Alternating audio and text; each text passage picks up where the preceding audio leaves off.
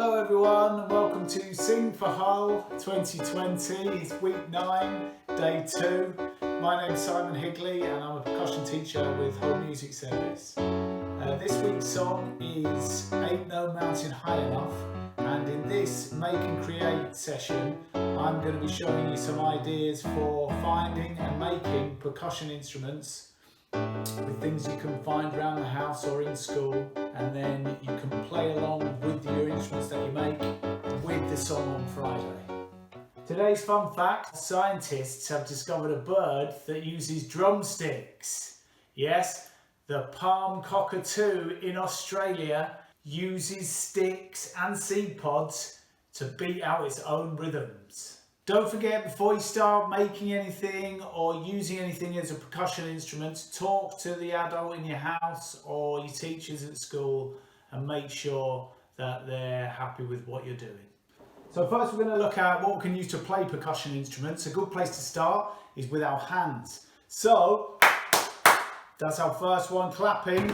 Then you can play a hand percussion instrument, can be anything. So the table.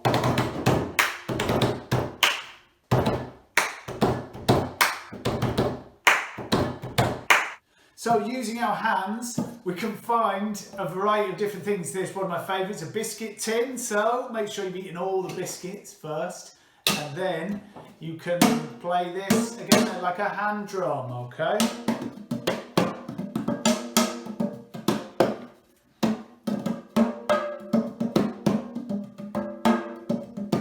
You can get a variety of tones out of it. Remember, you can get an open tone where you let the drum ring out, or you can get a closed tone where you leave your fingers on it, okay? And in different areas in the middle, you're going to get a bit of a lower sound, and in the towards the edge, you're going to get a higher sound.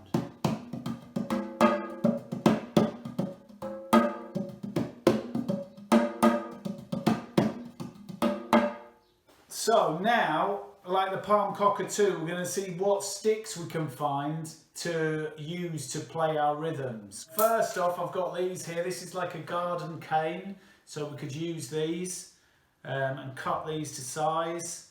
And then what you can do is you can put a little bit of blue tack on the end of these to make a little tip.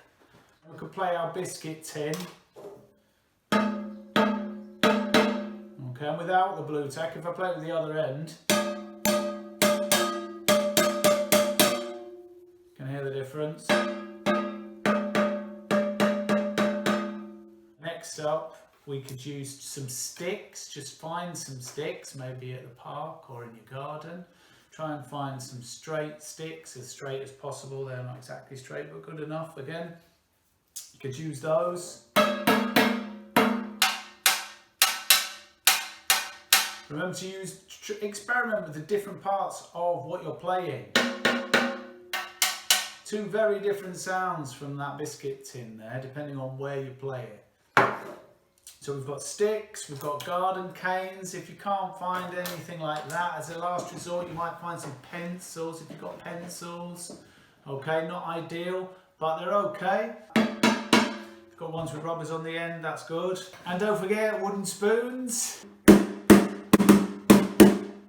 So now you've got your sticks and you can use your hands. Have some fun finding some things that you think might make a good percussion instrument. So now I'm going to look at cans. So these are really versatile percussion instruments. So the first thing is you do need to be careful with them because this inside edge can be sharp. So make sure you always work with your adult to just make sure they're safe. You can put some tape on the inside just to make sure that there's not too sharp, it's going to cut anyone, okay? So once you've got that out of the way, the first thing you can do is you can just play it with a stick. I mean, you can play it with your hand or one of those sticks. Makes a nice clear sound. The other thing you can see, it's got these ridges on it, so we can also use it like a guiro. If you get cans of different sizes, you will get slightly different notes out of them. Okay, so as you can see, we've got We've got our biggest can makes our lowest note. And we've got this one in the middle. And then we've got this one at the end. So we've got 3 nice different notes there by using 3 different sizes of cans. We're going to put this together now.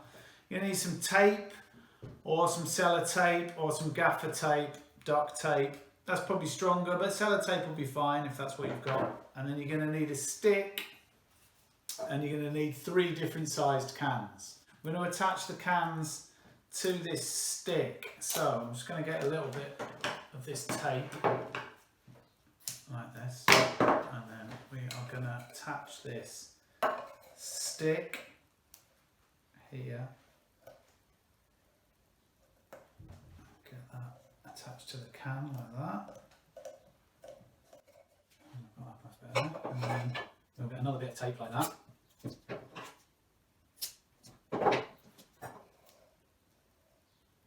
And stick that to it there like that. Okay, and you've got your first can on there like that. And then we're going to add the next one.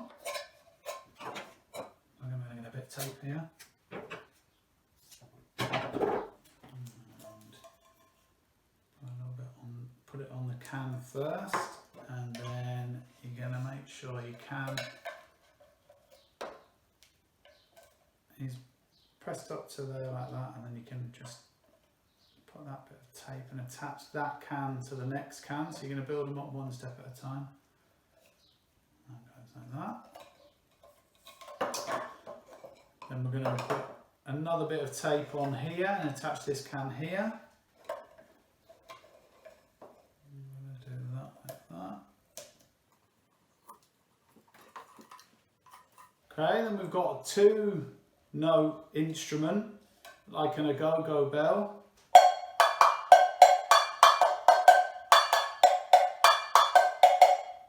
Okay, we're going to carry on and we're going to add a 3rd one in. And let's see that.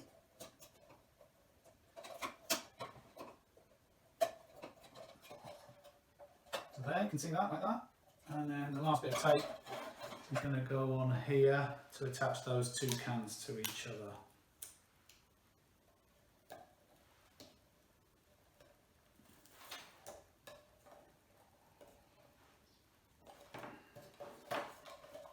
There we go, and we have our 3-note can instrument.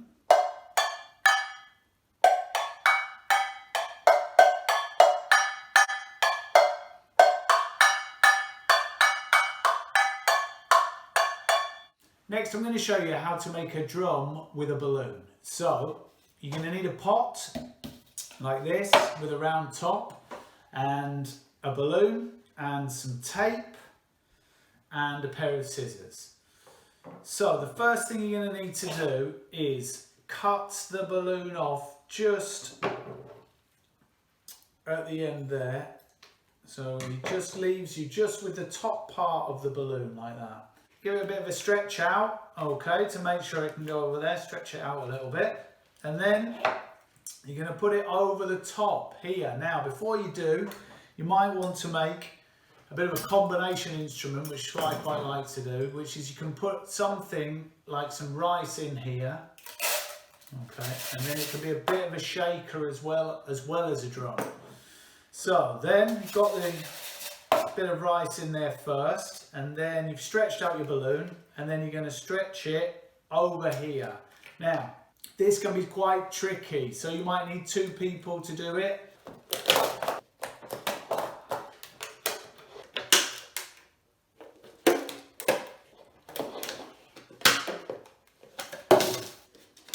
If you're really struggling, you could use something a bit smaller. And get that like that.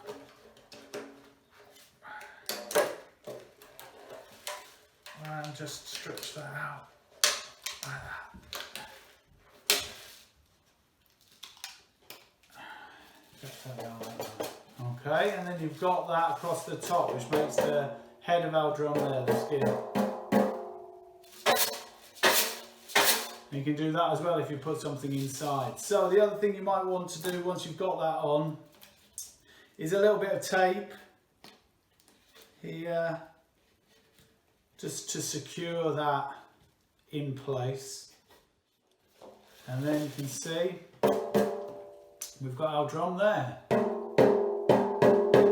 The nice thing about this drum is that the skin on the top, that balloon,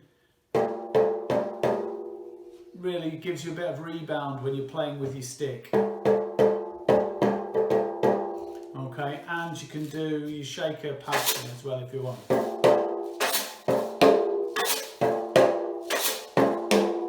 So I couldn't make a homemade instrument video without including the king of the homemade instrument, the shaker.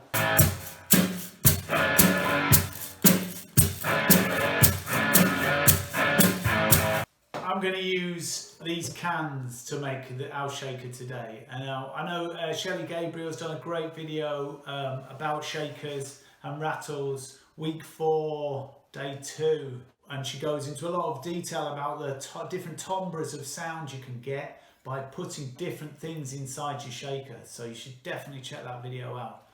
Now I'm going to use these 2 cans and I'm going to make a shaker like this, putting them together, which is going to end up with quite a professional looking shaker. Remember, we're using the cans to take care. We're going to fill up the can with some rice, like that. And then we are going to put one can on top of the other and hold it in place. You might want to get someone to help you here, and then you're going to get tape. Again, I'm going to use duct tape, but sellotape will work okay. And then we're just going to take this up, like this, along that join, like that. Okay.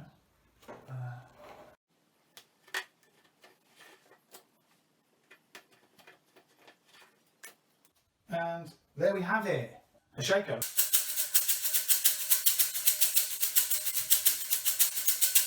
Now, the thing about a shaker is, it's really good fun to play along with loads of different types of music with a shaker. Sunshine in my pocket, got that good soul in my feet.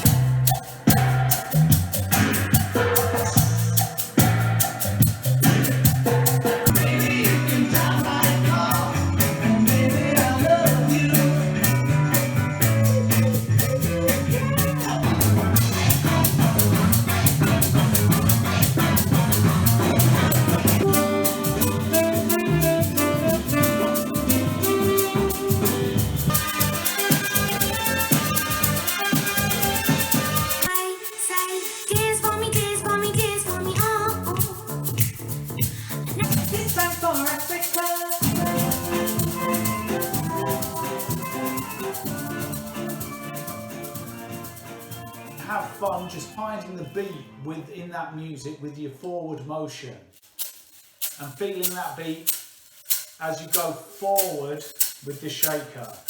I hope you've enjoyed today's video. Join Stephanie tomorrow for some more performance tips on singing Ain't No Mountain High Enough. And don't forget to tune in to Whole Music Services YouTube channel this Friday at 1:30 to sing or play along with this week's track. See you later.